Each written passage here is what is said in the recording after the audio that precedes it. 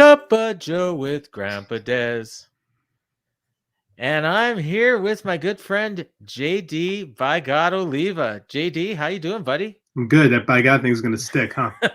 Hey, I think I used it when we co-hosted the Impact show together that one time too. So You did. yeah. Thanks, Mike. That's gonna be a thing forever. Hey, it works. It works. So you're just coming off wrestling practice, I hear.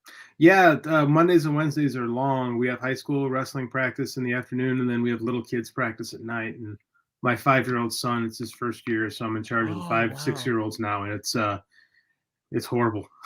it's cool. Horrible. But it's cool. It is, but 5-year-olds don't listen, and I'm used to like really high-level high school kids who barely listen.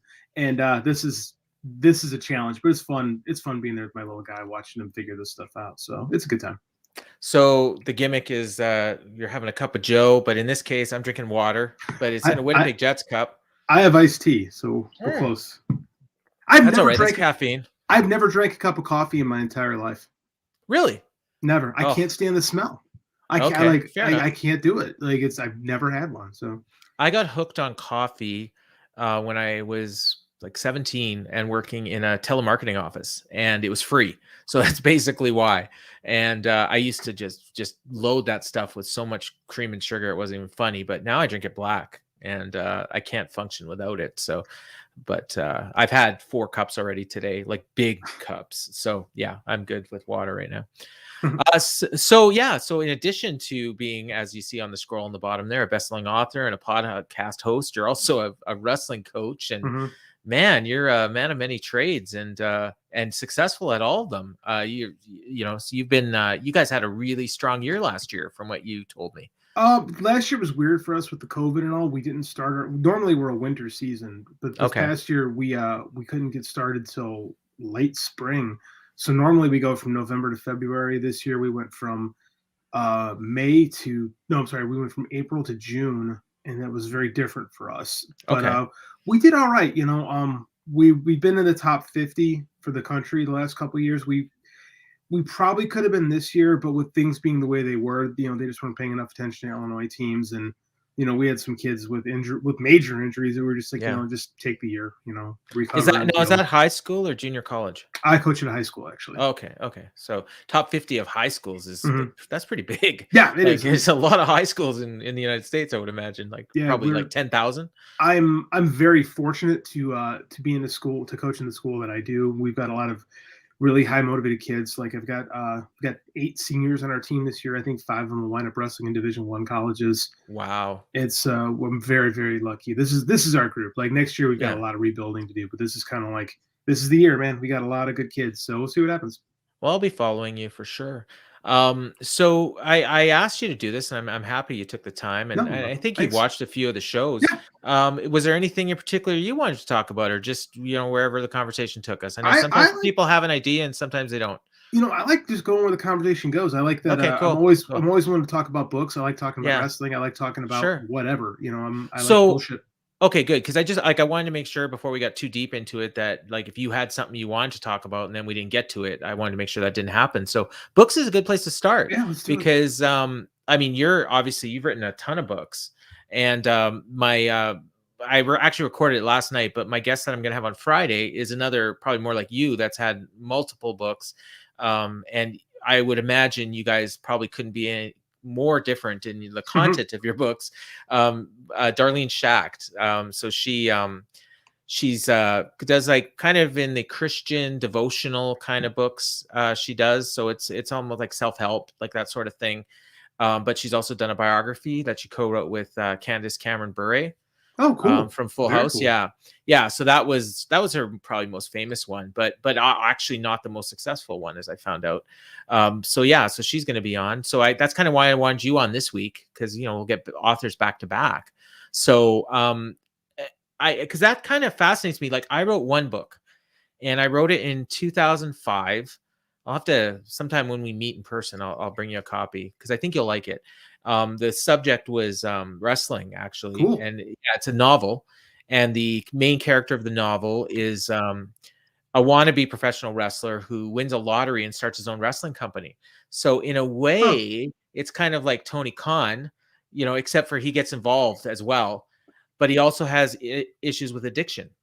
And so, yeah, so this was a story that I had in my head, and a lot of the book is autobiographical because I've had issues with addiction.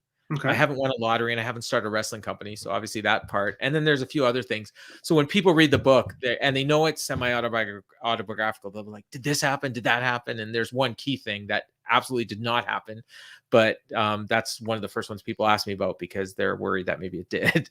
Yeah, so it's I was really proud of it, and it was super easy, believe it or not. And you've written books, and you maybe don't believe it, but for me, the story was in my head, so I just had to write it down. And so it took me like maybe 3 months to write the whole book, and then maybe another 3 months of editing. And my good friend Doug Humphreys, who's in our Viking group, he rarely comments, but he reads a lot of it. He did the editing and he did the illustration for the cover. And again, was really proud of it. I mean, I sold like 100 copies, like it wasn't a big deal or anything, but it came out around the time of the Eddie Guerrero death. And so there were some parallels there. So wrestling fans really enjoyed it. That's the ones, cool. Yeah. So what I wanted to ask you then is, for you, like, I mean, because you're clunking out these books like crazy, and and obviously you work like super hard at it, and you even referred to it as like it's basically your job. In addition to the coaching, and the podcast hosting is, for what we pay, it's definitely not a job, or for what we get paid. It's a hobby with benefits, is what I justify to my wife. We get a few bucks, but I mean, yeah. So how, like, for your process, like how do you get these books out? Like, how much time would you say you spend on one book, and like how long are they? It's weird. I never wanted to be an author. I just it's kind of like evolved. I wanted to be in film, and around the same time you wrote your book, I made my first movie, and it was about amateur wrestling. It was a super low budget feature, and it went okay. And then I made a little short gothic horror feature in 2008 in New Orleans, and SAG union and all that stuff, and we spent some money on it. And then by the end of the process, I'm like, I hate this. Like, I don't want to do this. This is awful. I hate my life. I hate everything about this. And it's kind of weird. It's like, what do you do when you wake up one day and you think you're like knocking on the door of having the dream you want, but you dread it, and you found that you don't like it, the thing you've worked at your whole life. So it's really taken me a while to figure out what to do from there. And I got into comics. I was writing comics for a long time. And I had a rotten string of luck with just finding collaborators that were either flaky or not super expensive, or not willing to finish jobs. And then I had one where I had an offer for a comic back in 2014, but they loved the pitch, and the artist died. So that was kind of like one of those, what the hell? Like, I couldn't get it going. And then I got a guy from DC reached out to me, and we were talking back and forth, and I'm like, okay, there's a good chance they're going to say no. What's the plan tomorrow if they say no? So I really started researching being fully independent and what to do. And that kind of led me into, I met a guy who does comics and writes books. And I'm like, I've always wanted to write a book. I've got tons of ideas in my head. So it took me about 3 years to write my first novel. Wow. The discipline, I just didn't have the discipline. I didn't have the knowledge. I didn't know what I was doing. And then, when I jumped all in, because when I finally finished it and went through the process, I loved it. I'm like, this is the best. Like, I could just do this. And then when I remember in 2017, I did NaNoWriMo, which we're going right now. So November 2017 is National Novel Writing Month. And the challenge is to write a novel in a month, right? The idea is if you can knock out 2,000 words a day, you can write a 60,000 word novel. So I did that in 2017, and I taught myself how to write. And now it takes me about, if I write a 60,000 word novel, it'll take me about 5 weeks. Like, I'm not like, to do that. I mean, so what have I got? I got 9 books out. Some of them are novels, some of them are novellas, a couple short stories. But the longest book I've written was 104,000 words. And that took me about 2.5 months to write the first draft on. And then the shortest one I wrote is probably 52,000, and that's what it took me 3 years. Yeah, is the shortest book I wrote. But now I can, I don't know. I'm in the process of writing one right now. It's probably gonna be about 80,000 words when it's all done, and it's probably taking me. It'll probably be about 2 months, just because, like, with the writing with Viking and stuff like that, and with Russell Joy, the place I write for it kind of slows me down.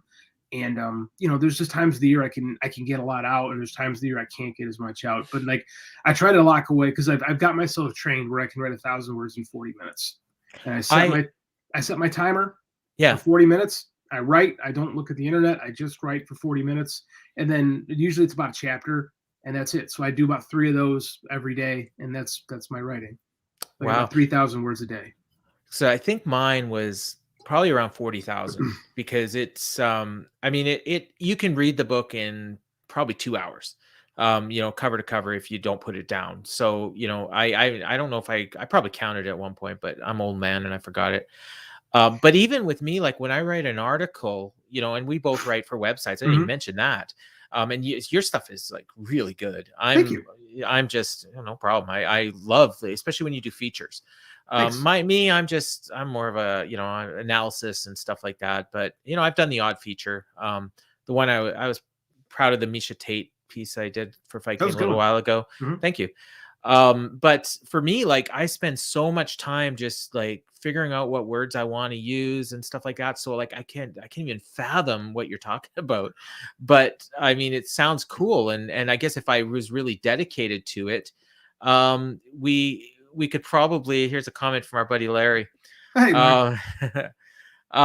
So if I could train myself, but for me, like, I wanted to do a second book, and then, maybe even more, but it was just, the first one was so easy that I think I was spoiled. And actually, like, the way the book ends, it would be tough to do a similar book. So I would have to do a completely different, and I know yours, like, similar themes, and I imagine even similar characters in a lot of them. Because you got the House of Jericho, and Books of Jericho. And you've got a few Jericho books, right? So the movies thing I wanted to come back to, because I didn't know that about you. And you should, next week, I actually have a director on. He's got a holiday movie coming out. Yeah. And he wants me to watch it. And I'm like, I'm a little intimidated by that. But, because I don't know if he realizes, like, how many people are actually going to watch this. And it's not a whole hell of a lot, but maybe with him on it, it will be. So his movie's called Hope for the Holidays. I think it's like probably like a Christian movie. Would be my guess, based on who I was hooked up with.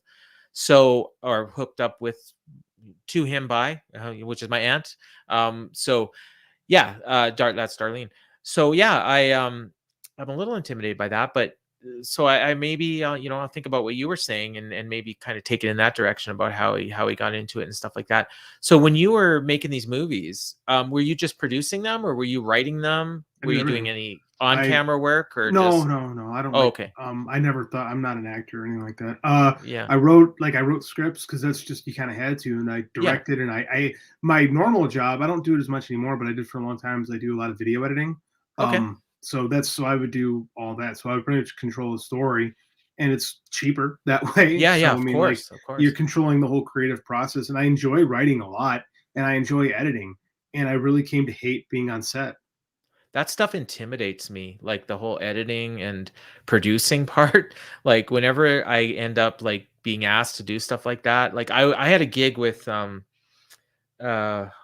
Culture a few years ago, and then part of that was editing, and I just know. I love having an editor, like our guy Justin, your co-host on High Tension.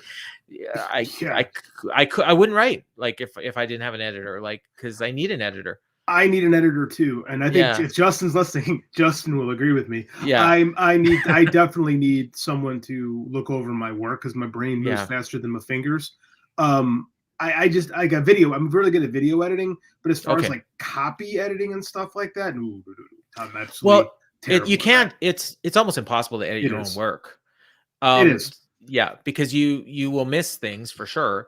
And even in my book, like, Doug spent 2 months editing it, and then he sent it back to me, and then I found mistakes I hadn't seen the first time, so then I sent them back to him, and then we both found stuff that we both missed. So I mean, it was literally a back and forth, because I was basing it on real characters. Like, and I don't know if this has ever happened to you, but I was using the real names a lot. And you kind of slip them in, by accident. So It happens. Like, I mean, I'll have like inspirations in my head. Like, I write in a program called Scrivener, which is really cool because like it has options where you could like build characters and stuff like that. And like, silly enough, you could put a picture in. And the first time I saw it, I'm like, that's stupid, but I use it all the time now because it just helps me visualize who someone is. So like when I'm picturing the story in my head, I can see the guy, and oftentimes like I'll do the same thing. Like I'll have someone in mind for somebody, and like I'll try to dance around a name a little bit, or if I'm inspired by someone's name, I'll take it. But I try not to take people's names because you never know. Unless I take that back. When I do Kickstarters, I've done Kickstarters for a bunch of my books. Oh, I'll sell the name, and I've made decent money having people willingly sell me their names for murder victims. So that's always fun. Yes, Larry, that was my cat Smokey. Made an unscheduled appearance. He's a big fan of JD. He listens to the Brace for Impact pod. So shout out to Smokey, who is not here anymore. That's a cool idea. Like, and for me, like, I would be, because he would call me up and he'd say, "Oh, who is Roxanne supposed to be again?" And then, it was actually the other way around. Like, who is Anne, my wife? Like, who is she supposed to be? And then I'd be like, "Oh, that's so and so." And then he'd be like, "Okay, I got to change that." And then so he finally figured out because this is the early days of the internet and Word and all that, and like the F2 thing, like find this, replace with that, and that was a godsend. So that got us through everything. So, I was curious about that. When I learned you were an author, it was like, we shared that. We shared the podcasting, and obviously the wrestling, thing, being a fan. I've been told that I could or should have got into like wrestling, not the wrestling you're doing, but like actual like pro wrestling. I shouldn't say actual, like fake wrestling. But I have a bleeding disorder, and that was just not an option for me. Yeah. But I mean, and I just figured I was getting conned because of the size, and because I'm not a huge guy. But then when I actually went to some indie shows and saw like how small some of these guys were, and this is even back, it's probably would have got worse. Like in a dressing room now, I'd be one of the bigger dudes. But back in the mid 90s, at the local indies, they were small, my buddy Doug is like 6'1", and at the time he was probably like 245. He was a monster. They'd have built him at 6'4", 300. So I'm about 5'9". Yeah. And when I was wrestling in college, I was walking around about 200, 205, something like that. I wrestled 197 pounds. So my brother and I would go to these indie shows, Windy City Wrestling in Chicago, and they would be like, come up to us and like, you guys should train here. And we were like, come on, man. Like at the time, like I was a fan, but like I was trying to explain this to Mike the other day. Like there's this giant chasm between amateur wrestling and pro wrestling. And like Kurt Angle was one of the first guys to make it acceptable for people from my world to go in. Because for years I didn't tell people I watched wrestling. Like it was just like you get shunned. Yeah. Like it wasn't until like Steve Austin made it like cool that I was like, yeah, I'm a wrestling fan. And then it was, and then cool, I guess Kurt Angle would have made it, like you said, okay for people in your world. Kurt was my hero long before he ever stepped in a WWF ring. So you'd be like Chad Gable size, maybe a little bigger. Probably a little. I'm heavier definitely than him. We're probably about the same height. Like we got Chaz is Chaz Betts, that's his name, right? Yeah, that's his name. I know his brother pretty well, and we roll in similar circles. I'm a Greco guy, but I've never met Chaz. We have a lot of friends, and I've gone to many a WWE show because I'm friends with friends of Chaz's. But he's similar to that. Like he's one of those. He's unique. Like now you're starting to see a lot more guys from the amateur world move over to WWE because they're more open to it. But even now, like it's rare. It's super rare to see good guys, especially like transition over. Well, they're going to be more into UFC probably, right? Yeah. Even back in the day before before MMA was like something legitimate that you could do, it just didn't really happen. Like if you're a high level amateur, like you're probably either going to coach or get a sales job or something like that. Like it didn't happen. Like maybe guys from high school would do it, but rarely would you see guys from college. Well, and they're not even, I mean, they're both called wrestling, but I mean, they're not even close to the same thing. I mean, there are certain skill sets that you can use that can transfer over from one to the other, but I would argue that there's other sports that lend themselves more to pro wrestling than actual amateur wrestling does. I don't think you're wrong about that, and that's one of my favorite things. Like, I'll enjoy trolling on occasion. One of my favorite things to do is people say, "Well, this wrestling doesn't look real," and I'm like, the wrestling you watched in the '80s doesn't look real either. None of the stuff that you like a monkey flip, is not actually going to take anyone down to the mat. Like, I enjoy trolling people like that, because like when you've actually like done any sort of combat sport, and I've got a lifetime of wrestling and judo and that kind of stuff. So I mean, like, I can tell you what's legit and what isn't. That's why for me it's like two completely different halves of my brain. Like, I would never watch a wrestling match and be like, a pro wrestling match and be like, well, that would never work, because it doesn't even enter my mind. Same as when I watch amateur wrestling, like, I don't think about it the way I would watch pro wrestling, which is what's interesting with someone like a Gable Steveson. Like, everyone's like, oh, he's gonna make it, he's gonna be great, and I'm kind of like, I don't know. Let's see, man. He's a good athlete, very good athlete, not the most dynamic speaker. So I'm a little more bullish than most people on him. I think there's other guys that would make the transition a lot easier. AJ Ferrari from Oklahoma State being a big one, but I don't know, man. It's a big transition from amateurs to pros. So it never even occurred to me to try to pro wrestle. He's got the look and the size. Yes. But other than that, but I mean, in that company, that's probably the two most important things. I don't know if he's not that. He's like 6'1", which is good. In real life, it's a good sized dude. Okay. But in WWE, he's not going to be that big. Like Big E, like not even, maybe a little bit taller. Not as thick as Big E. Yeah, not near as thick as Big E. So he's going to have to put on some 60. Weight, maybe. Yeah, and he's a little, it's like I said, I don't see it as the slam dunk that other people do. I think he could actually be really good in the ring, but doing like WWE type of stuff. So you think he'd be better suited for like AEW or even New Japan? Skill set wise, yes. Yeah. Would he want to do that? Definitely not. No, he wants to be famous. Absolutely. And anyone that makes the jump from amateur to pros is gonna want to be famous, with the exception of like a Cal Jack or something like that, dudes who just love pro wrestling. And there are guys like that, but they're few and far between. That woman that came out with him at WrestleMania or SummerSlam, she looks like she's got something like that. She had such a great summer. She won the Olympic gold. She's got this dynamic, magnetic personality. She's a fantastic athlete, and she's like super likable. Like, she's little, I don't know the term flighty I wouldn't use, but I mean, like, she's different. Like, she would fit in very, very well, and I think they would do a great job of fitting her into their system. I think she would be great. That's, I mean, what I got out of watching the two of them, and really it was probably my first exposure to Gable Steveson, other than like some of his Twitter posts. I just thought, she looks like she's going to make it, and him, I wasn't 100% positive. And then I started listening to you and other people that know a little bit more than me about amateur to pro, and then thinking, okay, just cool the brakes on this guy just a bit. She's not done either, though. Like, she's she's got another Olympic cycle, right? She could do it. Well, the Olympics is only 3 years from now, so she easily could do another cycle. Yeah. I don't know. Like, Gable going out is not a surprise, because everybody kind of figured he was done after this cycle anyway. And I just wonder too where his head's really at, because he'll talk about, I want to play football, I want to fight, I want to do this, I want to do that. He's a kid, he's 21, so he's got the athletic ability to do whatever he wants. I just, as a skeptical WWE person, I don't know if he's going to be enjoying the rigmarole of WWE, and then they're going to thrust him right on Raw. Like, he's not going to be able to time the NXT. I mean, it's really, I don't see him being set up for success. I hope I'm wrong, because I'm a fan. I loved watching him wrestle. Like, we were talking about him today in practice, just like with his use of heavy hands and snapping people down.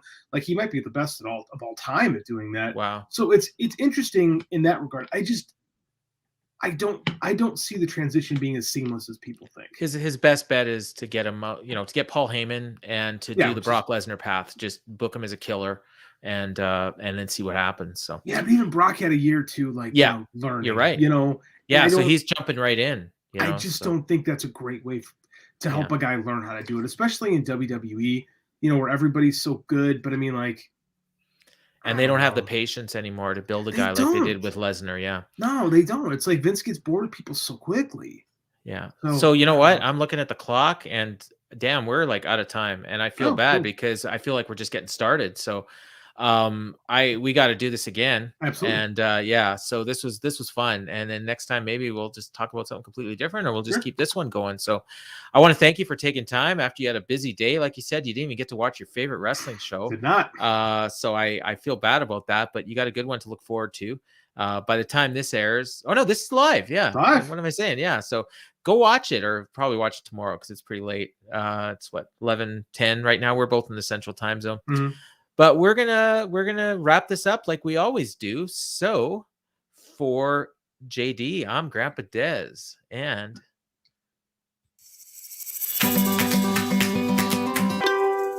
Cup of Joe with Grandpa Dez.